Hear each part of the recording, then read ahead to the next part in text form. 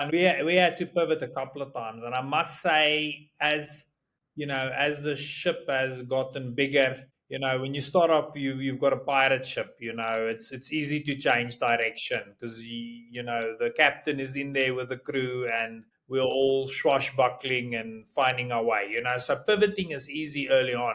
But as you are sort of parking the pirate ship and start to build your fleet, the turning radius becomes bigger, and the impact of pivoting becomes a lot harder. And because now you're getting systems, you're getting staff, you're getting investment. So that's just what I've seen. Like every time we've had to pivot, it became harder to do that, and it became more risky to do it. So I would encourage people to early on work hard in terms of understanding where the fundamental constraints and the fundamental building blocks is.